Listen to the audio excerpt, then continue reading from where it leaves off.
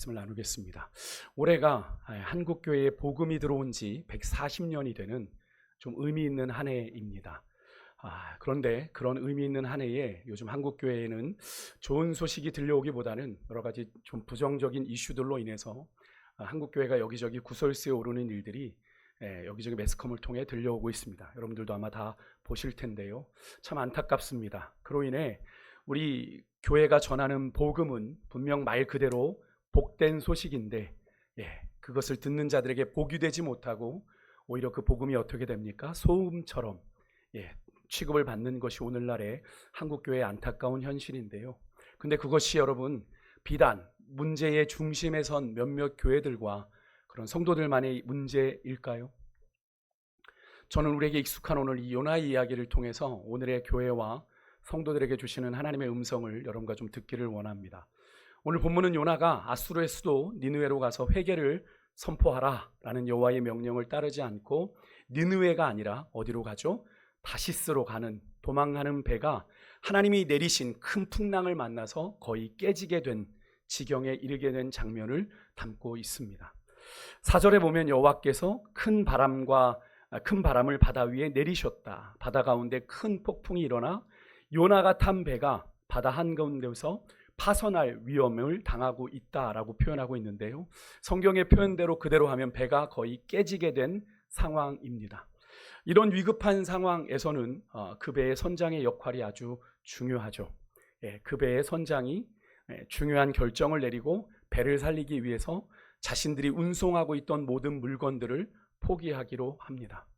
사실 그 당시에 배가 유일한 운송수단이었기 때문에 그 물건은 이 선장이 책임을 져야 되는 물건인데 그 물건들을 포기합니다. 거의 목숨과 진배 없는데 그것들을 포기합니다. 왜 그래요? 배가 파선하면 아무 의미가 없기 때문에 그러죠. 배에 실은 수화물의 무게를 어떻게든 줄여서라도 배를 지키고자 한 것인데요. 여러분 마찬가지로 우리가 우리 인생의 위기를 만났을 때 우리는 우리의 삶에 정말 중요한 것이 무엇인지, 정말 중요한 가치가 무엇인지를 새삼 깨닫게 됩니다. 오늘 다시스로 가는 배의 선장이 그랬어요. 자신이 운항하는 배가 지금 바다 한가운데에서 파선이라고 하는 아주 절체절명의 위기에 몰리게 되자 선장은 그 배를 살리기 위한 우선순위를 선택합니다. 그에게 목숨처럼 중요한 수화물이었지만 그것보다 더 중요한 배를 살려 목숨을 부지하는 것이 중요했기에 정말 목숨처럼 여기는 것보다 더 중요한 이 생명을 지키기로 결정하고, 다시 말해서 중요한 것이기는 하지만 그것보다 더 중요한 것을 위해서 덜 중요한 것을 포기하기로 결정했던 것인데요. 여러분 이것은 믿음의 삶에 있어서도 마찬가지입니다. 우리가 천국으로 가는 믿음의 항해를 떠난 사람들이에요. 우리는 그죠? 여러분 믿음의 항해 잘 하고 계십니까? 그런 우리들에게, 믿음의 항해를 떠난 우리들에게 가장 중요한 건 뭐예요? 우리를 영생으로 인도하는, 아까 우리 집사님 기도해 주셨는데 영생으로 인도하는 믿음이죠. 근데 그런 믿음을, 그 중요한 믿음을 지키기보다 우리가 다른 것들에 집중하느라 정말 중요한 이 믿음을 놓치거나 잃어버리는 경우를 자주 보게 됩니다. 어쩌면 오늘의 한국교회의 안타까운 현실도 바로 이것 때문일지 모르겠습니다. 여러분들 말씀드리지만 우리의 삶은 한 치 앞도 내다볼 수 없는 인생을 살아갑니다. 요나를 이렇게 마주하는, 환영하는 듯했던 다시스로 가는 배가 바다 한가운데서 전혀 예상하지 못한 풍랑을 만난 것처럼 말입니다. 여러분 이것이 우리가 살아가는 매일의 삶 속에서 우리가 삶 앞에서 그저 겸손할 수밖에 없는 이유이기도 한데요. 제가 광고에도 적어드렸지만 우리가 선교하고 있는 새하늘교회 신문수 목사님이 그저께 금요일에 소천하셨습니다. 갑작스러운 소식이에요. 저희가 금요 기도회를 마치고 문자를 봤더니 교단에서 부고 소식을 문자로 보내주는데 열어봤더니 우리 목사님인 거예요. 사실 목사님의 연배가 그렇게 많지 않습니다. 저와 가까운 연배이신데 갑자기 소천을 하신 거죠. 너무나도 당황스럽기도 하고 저는 개인적으로도 좀 친분이 있었던지라 상당히 충격적이기도 하고 마음에 많이 힘듦이 있습니다. 여러분 우리가 인생을 살아가면서 내가 다 아는 것처럼, 내가 다 할 수 있는 것처럼 우리가 떠들지만 여러분 우리 인간이 우리 인생에 대해서 결정적으로 할 수 있는 건 사실 거의 없습니다. 거의 없어요. 그러하기 때문에 여러분, 우리는 늘 우리의 인생의 참 주인 되신 우리 주님의 뜻을 따라 매 순간 우리는 믿음의 바른 선택을 하면서 주님의 신실한 인도하심을 기대해야 되는 거죠. 그죠? 언제 주님이 나를 부르신다고 해도 주저함없이 주님 앞에 설 수 있는 그런 믿음의 최적의 상태를 유지하는 방법은 다른 게 아닙니다. 구원받은 성도로서 내 삶의 우선순위를 잘 세우며 살아가는 거예요. 오늘 본문의 선장처럼 말입니다. 오늘 우리 찬양팀 너무나 귀한 찬양을 해주셨죠. 하늘의 것을 구하며 사는 것, 그게 우리의 삶의 본질이에요. 우리 믿음의 여정의 본질이에요. 여러분은 무엇을 바라보고 사십니까? 하늘을 바라보세요. 세상도 가끔 그런 이야기, 그래 가끔은 하늘을 보자. 옛날에 그런 영화가 있었어요. 하도 땅만 보고 학생들이 살다가 시험의 스트레스로 막 죽어나갈 때, 그죠? 학력고사 시절에 그래 가끔은 하늘을 보자라는 그런 영화 제목이 있었는데, 저는 그 영화 제목을 잊을 수가 없어요. 여러분, 우리가 가끔은 하늘을 봐야 돼요. 아니, 우리 믿는 자들은 가끔이 아니라 늘 하늘을 바라보고 살아야 되는 존재들입니다. 땅만 바라보면 소망이 없어요. 이 땅에 어디 소망이 있습니까? 이 땅에 어디 소망이 있어요? 여러분의 삶은 어떠신지 좀 돌아보는 이 시간이 되었으면 좋겠습니다. 여러분의 삶은 주님이 보시기에 여러분의 삶의 우선순위가 괜찮게 세워져 있으세요? 주님이 언제 부르시더라도 예하고 가실 준비가 돼 있으십니까? 저는 이번에 신문수 목사님의 그 부고 소식을 들으면서 나도 멀지 않구나라는 그런 생각을 해보았습니다. 우리는 죽음 앞에서 순서가 없잖아요. 제가 늘 말씀드리죠. 우리 여기 어르신 권사님들, 장로님 계시지만 여러분, 죽음엔 순서가 없어요. 여러분, 주님 부르시면 우리는 가야 돼요. 다 가야 되는 존재들. 근데 주님이 언제 부르실지 우리가 어떻게 합니까? 그런 비보를 우리가 듣게 될지 어떻게 알겠어요? 그렇지 않습니까? 여러분, 선원들은요, 그런 선장의 결정에 따라서 배의 모든 물건들을 모두 바다에 던졌습니다. 그리고 5절에 보니까요, 사공들이 두려워서 각각 자기들의 신을 향해 간절히 기도했다라고 성경은 기록해요. 여러분, 여기 잘 보셔야 될 게 일반 승객들이 아닙니다. 항해에 잔뼈가 굵은, 그죠? 늘 배를 타는 사공들이, 선원들이 그렇게 자신들의 신에게 기도했다. 지금 그들이 직면한 상황이 얼마나 심각한 상황인지를 우리가 알 수 있는 그런 장면이죠. 그렇게 배 안에 있던 모든 사람들이 그 절체절명의 위기의 순간을 모면하기 위해서 치열하게 몸부림치고 있을 때 배의 밑바닥에서 한가롭게 잠을 자는 한 사람이 있었는데, 그게 누굽니까? 요나이죠. 우리 5절 말씀 한번 다시 한번 읽어볼게요. 같이 읽습니다. 시작. 사공들이 두려워하여 각각 자기의 신을 부르고 또 배를 가볍게 하려고 그 가운데 물건들을 바다에 던지니라. 그러나 요나는 배 밑층에 내려가서 누워 깊이 잠이 든지라. 아멘. 그렇게 긴박한 위기 상황인데 사공들마저도 자기들의 신을 찾으며 빌 정도인데 아무런 요동 없이 그렇게 깊은 잠에 빠져 있는 요나, 얼마나 깊은 잠에 빠졌으면 그러할까요? 여러분, 역시 이 요나의 모습이 여러분 우리들의 영적인 상태 아니세요? 우리 영적인 모습 아닙니까? 깊이 잠들어 있는 거예요. 영적으로 무뎌진 거죠. 여러분, 그런 생각을 해봤습니다. 여러분이 신앙생활이 깊어지면 깊어질수록 여러분, 죄에 대해서 민감해지십니까? 죄에 대해서 둔감해지십니까? 점점 죄에 대해서 둔감해지는 걸 여러분 느끼지 않으세요? 여러분, 우리 안에 하나님의 말씀을 향한 믿음이 분명해지고 선명해질수록, 기준이 선명해지니까, 그죠? 우리의 죄가 더 생생해져야 되는데 우리는 점점 무뎌집니다. 그죠? 자꾸 타협하면서도 적당히 넘어가요. 여러분, 그게 과연 우리의 신앙이 건강한 걸까요?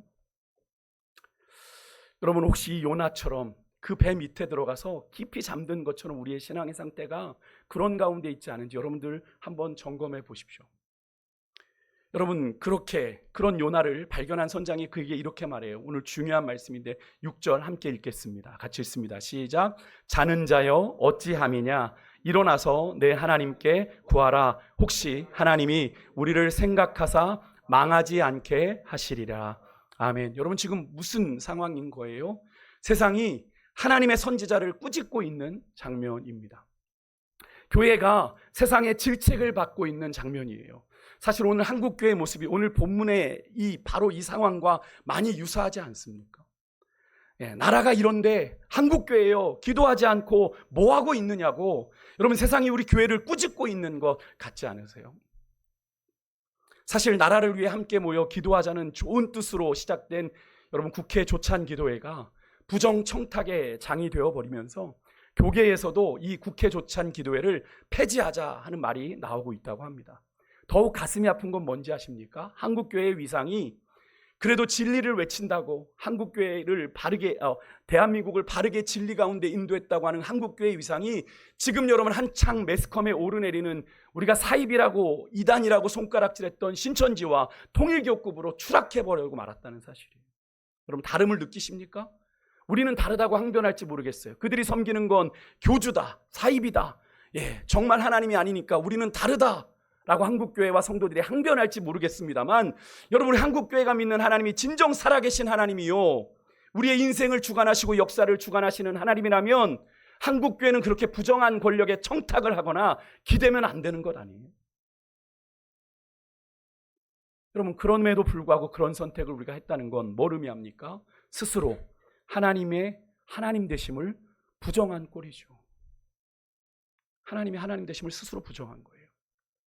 결국 그로 인해서 세상은 그렇게 거친 풍랑 속에서도 죽은지도 모르게 잠들어 있는 한국교회를 꾸짖고 있는 겁니다. 너희들 뭐하고 있는 거냐고. 너희들 뭐하고 있는 거냐고. 여러분 이런 때에 우리 교회와 성도들은 어떻게 해야 될까요? 세상이 교회를 꾸짖을 때 우리 교회와 성도들은 어떻게 하는 것이 성경적인지 오늘 말씀을 통해 잠시 묵상해 보려고 합니다.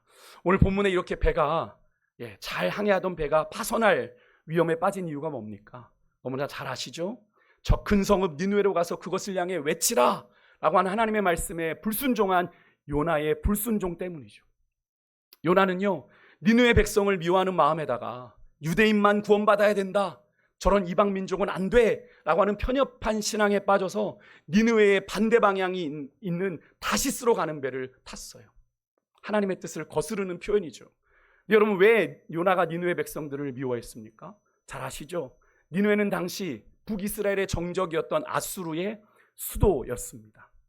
당시의 북이스라엘과 아수르의 관계는 어떤 관계예요? 일제시대의 한국과 일본의 관계예요.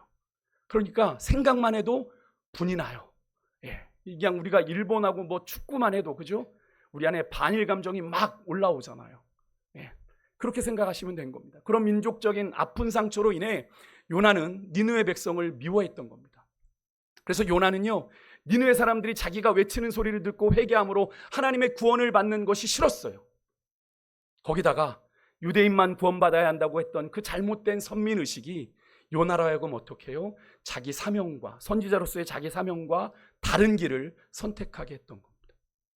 요나는요 하나님의 선지자로서 누구보다 종교적이었고 신앙적이었고 신실하다고 자부했지만 정작 결정적인 순간 하나님의 부르심 앞에 서는 그 순간 그는 하나님의 뜻을 쫓아가지 않았고 자기 생각대로 자기 기분대로 자기 감정대로 일을 처리하고 말았어요.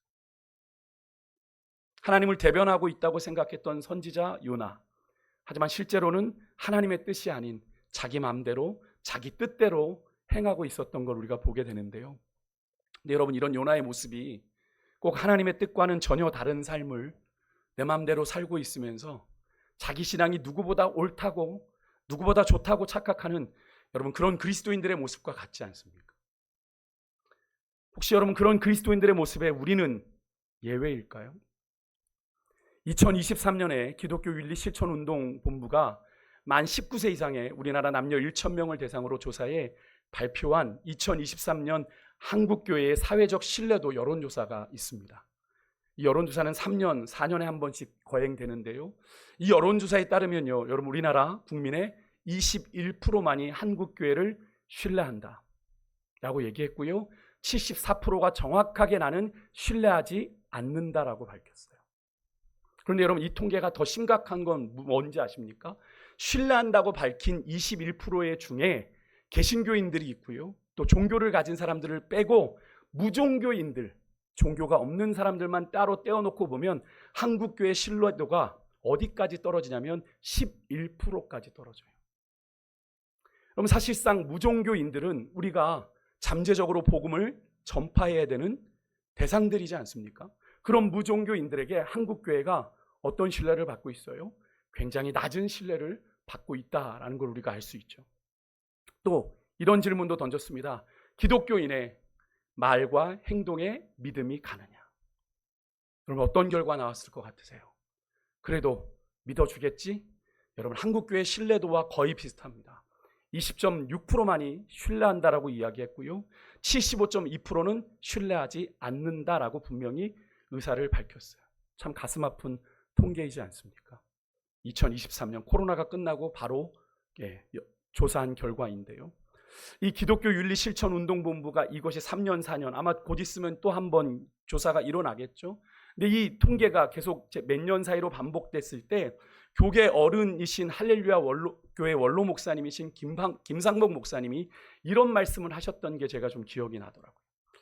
여러분 한번 잘 들어보십시오. 한국교회를 이렇게 얘기하셨습니다. 예배는 있으나 영성은 없고, 인물은 있으나 인격은 없다. 건물은 있으나 교회는 없고, 영성은 있으나 명성은 있으나 존경은 없다. 무엇보다 목회자의 영적인 인격 개발이 중요하다라고 말씀하셨는데요. 사실 목회자로서 개인적으로 참 많은 찔림이 있는 말이었기에 제가 늘 되뇌입니다. 여러분 이 목사님의 말씀이 무엇을 말하는 거예요? 한마디로 교회가 교회답지 못하고 목사가 목사답지 못하다라는 얘기예요. 그래서 여러분 예수님께서도 이런 당부를 이미 오래전에 하셨던 거죠. 마태복음 5장 16절에서 이같이 너희 빛이 사람 앞에 비치게 하여 그들로 세상의 사람들로 너희 착한 행실을 보고 하늘에 계신 너희 아버지께 영광을 돌리게 하라 라고 말입니다. 그럼 한마디로 착한 행실을 곧 그리스도인다운 삶을 너희가 세상에 보여줘라 예수님이 당부하셨던 거죠. 여러분 우리 그리스도인들의 믿음이 세상에 드러나야 하고 선한 영향력을 끼칠 수 있어야 한다라고 하는 말씀인데 여러분 혹시 우리들 가운데 나만 잘 믿고 천국 가면 되지 라고 하는 이기적인 생각만 가지고 계신 분들 없으세요? 여러분 그런 믿음은 올바른 믿음이 아닙니다. 그건 반쪽짜리 신앙이에요. 여러분 예수님 당시에 바리새인들이 가졌던 그런 자기들만의 영적인 우월의식이 그들로 어떻게 만들었습니까? 그들로 바른 길 가게 했나요? 소경되게 했고요. 회칠함 무덤이 되게 했습니다. 위선자가 되게 했고요. 성전은 강도의 소굴로 만들어버렸다는 사실을 우리는 절대로 잊어서는 안 됩니다. 여러분 그때가 어느 시대입니까? 하나님이신 예수님이 이 땅에 성육신 하셔서 그들과 함께 살고 있는데 그들의 눈앞에 보이는데도 불구하고 여러분 그들이 그렇게 변질되고 타락했는데 하물며 오늘 이 시대를 살아가는 우리들을 이겼어요. 팀 켈러 목사님이란 분이 계십니다. 제가 예전에도 인용해드린 적이 있는데 그분은 목회자이기도 하고 신학자이기도 하고 또 기독교 변증가이기도 한 목사님이신데요. 미국의 이 맨하탄을 중심으로 리디머 교회, 리디머는 구속자란 뜻인데 예수 그리스도를 가리키는 거죠. 리디머 교회를 세우고 10년 동안 미국 안에 있는 48개 도시에 250여 교회를 개척한 목사님이세요. 그래서 2년 전 이분이 2023년 5월에 소천하셨는데 이분이 존 파이퍼 목사님과 함께 미국 교계뿐 아니라 전 세계 교계에 가장 영향력 있는 목회자로 공이 인정받는 분인데요. 우리나라에도 이분이 저술하신 책들이 많이 번역되어 있는데 그분의 책 가운데 방탕한 선지자라는 책이 있습니다. 그 책에 오늘 본문에 나오는 이 요나에 대한 선장의 질책에 이런 해석이 나와요. 우리 같이 좀 화면을 보고 읽어볼게요. 같이 읽습니다. 시작. 이 사건에서 소망과 정의, 고결함을 갖는 쪽은 요나가 아니라 선장과 선원들이다. 이들은 모든 사람의 유익을 위해 최선을 다했다. 이 일의 원인이 된 요나를 복수의 표적으로 삼지도 않았다. 무슨 말인지 이해가 되세요? 쉽게 말해서 오늘 이야기에서 믿지 않는 자들이 선장과 선원들이 믿는 자 요나보다 더 윤리적이고 신앙적인 선택과 행동을 했다라고 말하고 있는 거죠. 이 사실은 오늘 우리가 살아가는 삶의 현장에서도 쉽게 목격되는 이야기 아닙니까? 기독교인들 가운데서도 상당히 편협하고 대화가 통하지 않는 비상식적인 분들을 자주 만날 때가 있어요. 그런 분들로 인해서 세상은 교회 다니는 사람이 어떻게 저럴 수가 있어라는 말을 들을 때 참 우리의 낯이 많이 뜨거워지지 않습니까? 근데 여러분 반면에 무신론자이면서 또 혹은 타종교를 믿는 신자인데도 너무나도 인생에 성실하고 고상한 인격을 갖추어서 목회자인데 만나면 이런 마음이 드는 분이 있어요. 야, 이분 예수만 믿으면 정말 좋겠다 하는 그런 감탄이 절로 나오는 분들이 있는데요. 이것을 우리가 어떻게 이해해야 될까요? 여러분, 하나님을 믿지 않는 자들에게도 하나님은 은혜를 베푸시는 분입니다. 이것을 신학적인 좀 전문 용어로 일반 은총이라고 해요. 일반 은총. 하나님을 믿는 것과 관계없이 모든 사람에게 차별 없이 일반적으로 하나님이 내려주시는 은혜, 은총을 말합니다. 이 일반 은총과 관련된 성경의 대표적인 구절이 마태복음 5장 44절 45절인데 한번 읽겠습니다. 같이 읽습니다. 시작. 나는 너희에게 이르노니 너희 원수를 사랑하며 너희를 박해하는 자를 위하여 기도하라.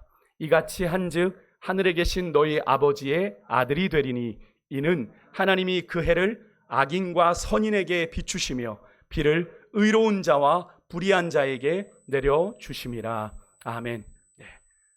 선인에게만 해를 비추시는 게 아니에요. 의로운 자에게만 비를 내려주시는 게 아니라 그죠? 해와 비라고 하는 자연현상은 악인에게도 그죠? 불의한 자에게도 동일하게 내려지는 일반적인 은혜입니다. 하지만 이 일반 은총으로는 결정적인 사실이 뭐냐면 구원을 받지 못합니다. 구원을 받지 못해요. 구원받은 성도들에게 주시는 은총을 좀 전문적인 용어로 특별 은총이라고 합니다. 특별히 하나님이 주신 은혜라는 거죠. 예수님이 십자가에서 죽으심으로 우리에게 대속의 은혜를 베풀어 주셔서 영생을 선물로 주신 것을 말하는데요. 여러분, 이것은 정말로 말 그대로 특별한 은혜이죠. 그죠? 우리가 어떤 자격이 있어서가 아니라 하나님이 특별히 우리를 선택하여 부르신 사건이니까요. 근데 여러분, 이런 특별한 은혜를 받고서도 여전히 죄 가운데 살아가고 편협하게 살아가기에 오늘 교회와 성도들 또한 한국교회의 신뢰가 바닥을 치고 있는 거죠. 그러다 보니 세상을 변화시켜야 하는 교회가 세상의 꾸지람을 받는, 정말 우리 교회 입장에서는 언짢고 어이가 없는 상황이 지금 펼쳐지고 있는 것인데요. 여러분, 예수님도 이런 문제를 일찍이 지적하셨어요. 물론 예수님 당시에도 그랬습니다. 여러분, 누가복음 10장에 보면 어떤 율법 교사가 나와요. 선생님, 내가 무엇을 하여야 영생을 얻을 수 있습니까? 예수님께서 뭐라고 대답하셨죠? 율법에 무엇이라 기록되어 있느냐? 이 율법 교사가 너무나도 정답을 얘기합니다. 율법 교사 다 와요. 내 마음을 다하고 목숨을 다하고 힘을 다하고 뜻을 다해 하나님을 사랑하고 내 이웃을 내 몸같이 사랑하라 하였습니다. 정답이죠. 그래서 예수님께서 뭐라고 그래요? 내 말이 옳다. 가서 그대로 행하라.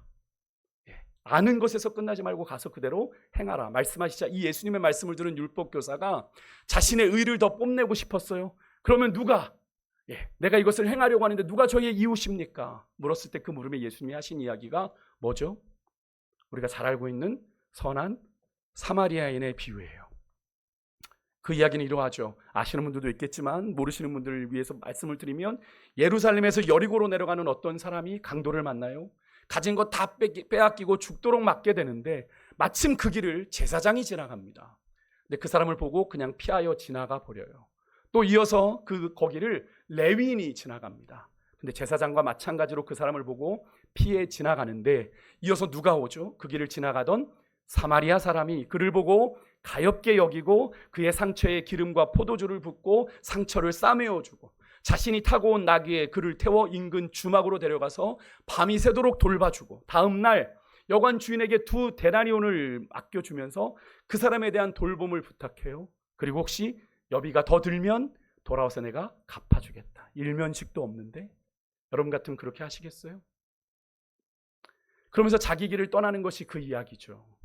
여러분, 이 이야기를 마치신 예수님 뭐라고 물으십니까? 누가 강도 만난 사람의 이웃이냐? 율법교사가 뭐라고 대답합니까? 자비를 베푼 자인이다. 여러분, 이 대답에 당시의 유대인들이 사마리아인에 대해서 가지고 있는 편협한 생각이 은연중에 깔려 있죠. 그래서 이 율법교사가 사마리아인입니다 라고 대답하지 않고 자비를 베푼 자라고 뭉뚱그려 이야기하는 겁니다.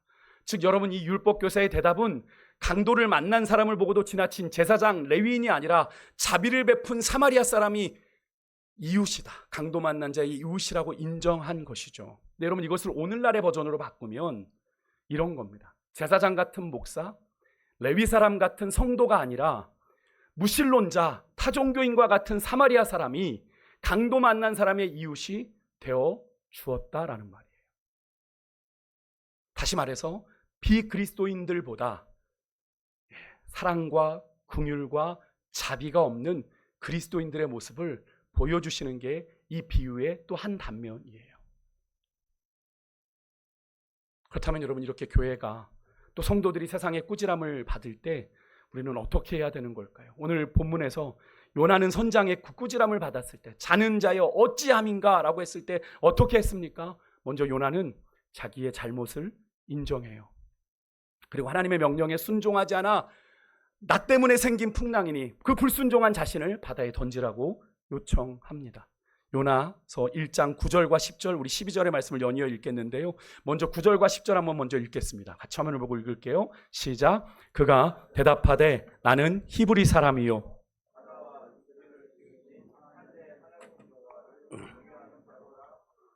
자기가 여호와의 얼굴을 피함인 줄을 그들에게 말하였으므로 두려워하며 이르되 내가 어찌하여 그렇게 행하였느냐 하니라. 여러분, 여기서 한 번에 또 꾸지람이 나와요. 그죠? 네가 어찌하여 그렇게 행함이냐. 예, 요나는 두려워하지 않았던 그 하나님을 이 배에 탄 사람들은 무리가 알고, 그죠? 불특정한 무리입니다. 심히 두려워해요. 어떻게 하나님의 뜻을 거스린 거야? 예, 여러분, 세상 사람들이 어떻게 그리스도인인데 어찌 그래? 라고 얘기하는 게 뭡니까? 그들도 그리스도인이라면 어떻게 살아야 하는지 아는 거죠. 그런데 우리가 그렇게 살지 못하니까 오늘 이런 이야기를 듣게 되는 거죠. 네가 어찌하여 그렇게 행했느냐? 너 그리스도인이라면서 어떻게 그렇게 사는 겁니까? 라고 묻는 거예요. 그가 대답합니다. 요나가 대답해요. 12절 같이 읽을게요. 시작. 그가 대답하되 나를 들어 바다에 던지라. 그리하면 바다가 너희를 위하여 잔잔하리라. 너희가 이 큰 폭풍을 만난 것이 나 때문인 줄을 내가 아노라 하니라. 아멘. 요나는 자신이 하나님을 경외하는 자, 하나님의 속한 백성임을, 하나님의 사람인 것을 밝히고 이 모든 것이 불순종한 나 때문입니다 라고 하는데 잘못을 솔직하게 인정하고 자신을 바다에 던져달라 요청합니다. 여러분, 그래요, 우리가 진심으로 회개할 때 모든 문제가 해결됩니다. 상투적인 회개 아닙니다. 진심으로 우리가 하나님 앞에 나의 죄에 대해서 애통하며 회개할 때 문제가 해결되는 거예요. 15절에 요나가 바다에 던져지고 나서 풍랑이 그쳐요. 선장과 선원들이 타고 있던 배가 더 이상 깨지지 않고 죽음의 위기를 벗어나게 됩니다. 뿐만 아니라요, 여러분, 죽음을 각오했던 요나도 큰 물고기를 통해 하나님의 섭리 가운데 구원을 받게 돼요. 여러분, 내가 죽으면 하나님이 역사하십니다. 요나를 보십시오. 요나가 죽음을 각오하고 나를 바다에 던지십시오. 요나가 살 거를 생각하고 자신을 바다에 던지라고 했을까요? 아니죠. 죽을 각오를 하고 나를 던지라 한 겁니다.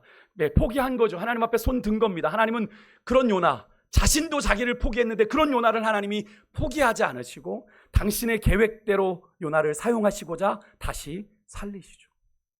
이것이 하나님의 역사인 줄 믿습니다. 더 나아가 그것으로 끝나지 않아요. 이방인의 도성, 요나에겐 철천지 원수의 도성 니느웨가 하나님의 구원을 받는 역사가 일어나게 되죠.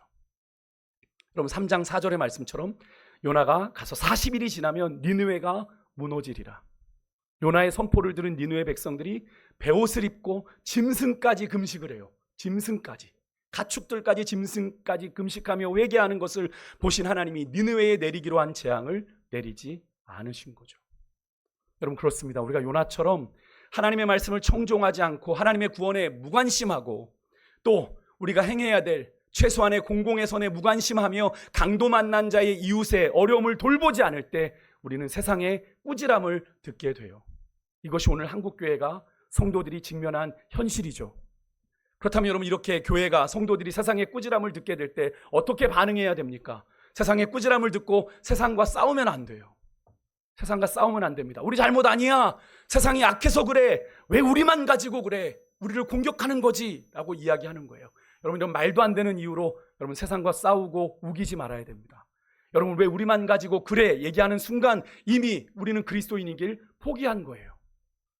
왜 그렇습니까? 그리스도인은 거룩한 존재로 세상과 구별돼야 되는 존재거든요. 달라야 되는 존재이거든요. 그런데 우리만 가지고 그래 라고 얘기하면 우리는 이미 세상이 그리스도인에 대해서 가지고 있는 기대, 우리가 내려놓겠다는 얘기와 똑같지 않습니까? 여러분, 그렇게 우리가 세상과 싸우고 세상에 우기면 교회도 죽고 세상도 죽습니다. 문제가 해결되지 않아요.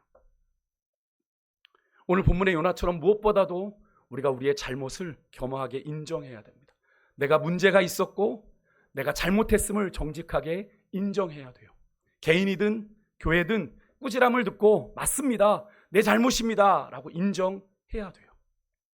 죄를 인정하고 요나처럼 나를 바다에 던져달라고 말해야 됩니다. 그렇게 나의 뜻을 내려놓고 나의 인생을 주의 뜻에 맡길 때 그때부터 주님이 일하시는 거예요. 오늘 요나를 보십시오. 그렇게 다 포기한 듯 바다에 자신을 던져달라 했는데 이미 하나님의 역사는 그때부터 시작이 되잖아요. 이것이 바로 여러분 오늘 한국교회 문제를 해결하는 길이라고 저는 분명히 믿습니다. 그것이 우리 모두가 세상과 더불어 복음으로 잘 사는 길이에요. 여러분 오늘 이 말씀을 통해 이 시대에 교회와 성도들에게 쏟아지는 세상의 꾸지람을 우리가 겸허히 듣고 좀 회개함으로 우리 교회와 가정이 또 지역과 나라를 그리스도의 사랑으로 다시 살리는 일에 앞장서는 우리 세강교회와 우리 성도들 되실 수 있길 주 이름으로 축복합니다. 다른 데서 이유를 찾지 말고 하나님 내 탓입니다. 우리가 그렇게 고백하는 가운데 내가 주님의 뜻에 우리 인생을 맡겨드릴 때 하나님의 역사는 그 순간부터 시작되는 줄 믿습니다. 그래서 이 한국 교회를 살리고 이 대한민국을 살리는 일에 우리 세강교회와 한국교회가 존귀하게 빛처럼 소금처럼 쓰임받을 수 있도록 헌신하는 여러분과 제가 되기를 소망하면서 우리 함께 찬양하겠습니다. 우리 아까 마지막